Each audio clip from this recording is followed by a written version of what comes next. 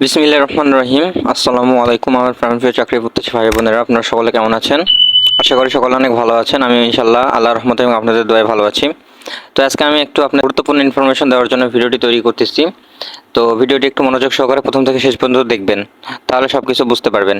ঠিক আছে, একটি গুরুত্বপূর্ণ ইনফরমেশন। ভিডিওটি বেশি বড় করব না, খালি আপনাদেরকে এই ইনফরমেশনটুকু দিব। প্রশ্ন হচ্ছে যে খাদ্য অধিদপ্তরের 1377 পদে যে নিয়োগটি দিয়েছিল সেটির পরীক্ষা কবে হবে বা কবে নাগাদ হতে পারে।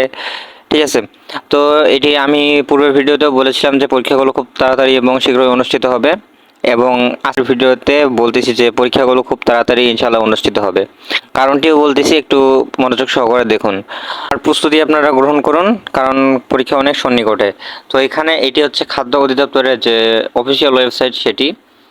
তো এখানে আপনারা লক্ষ্য করলে দেখবেন যে নোটিশ বোর্ডে দুইটি নোটিশ রয়েছে, এগুলো আপনারা হয়তো খেয়াল করেননি। এখানে দেখবেন যে অফিস সহায়ক গ্রেড 20 হতে অফিস সহকারী কাম কম্পিউটার মুদ্রাক্ষরের গ্রেড 16-তে পদোন্নয়ন। ঠিক আছে, আর দ্বিতীয়টি খেয়াল করলে দেখবেন যে অপারেটর পদ হতে সুপারভাইজার পদে নিম্ন পদোন্নতি কর্মকর্তাগণের পদায়ন প্রজ্ঞাপন।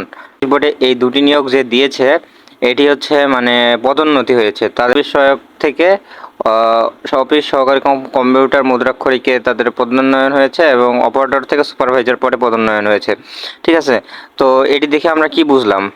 এটি আমাদেরকে দেখাচ্ছেন কেন ভাই? এটি হচ্ছে এখন আপনাদের প্রশ্ন। এটি দেখানোর কারণ হচ্ছে যে আমাদের যে ডিজি ফুড বা খাদ্য অধিদপ্তরের যে কাজকর্মগুলো রয়েছে অফিসিয়ালভাবে সেগুলো চালু হয়ে গিয়েছে। ঠিক আছে, তো এগুলো যখন যেহেতু চালু হয়ে গিয়েছে, তাহলে আশা করা যায় যে খুব দ্রুত থেকে দ্রুত সময়ের মধ্যে পরীক্ষাগুলো অনুষ্ঠিত হবে, এবং আমি যে ডেট দিয়েছিলাম সেই ডেটের মধ্যে পরীক্ষাগুলো ইনশাল্লাহ অনুষ্ঠিত হবে। অবশ্যই স্থগিত পরীক্ষাগুলো আগে হবে, এবং তার পরে ক্রমান্বয়ে যে পদগুলো রয়েছে সেগুলো আস্তে আস্তে ক্রমান্বয়ে অনুষ্ঠিত হবে। সে বিষয়ে আপনারা নিশ্চিত থাকেন এবং প্রস্তুতি গ্রহণ করুন। ঠিক আছে, আপাতত এতটুকুই আমার কাছে তথ্য ছিল, আপনাদের কাছে শেয়ার করলাম, এবং কোনো তথ্য পাওয়ার সাথে আপনাদেরকে আবার আমি শেয়ার করব। তো পরবর্তী ভিডিওর জন্য অপেক্ষা করুন, এবং আমার চ্যানেলটিকে অবশ্যই সাবস্ক্রাইব করে রাখুন। তো এই ছিল আজকের ভিডিওটি। কারো জানার কিছু থাকলে অবশ্যই কমেন্ট বক্সে জানাবেন। সকলে ভালো থাকবেন, সুস্থ থাকবেন। আসসালামু আলাইকুম।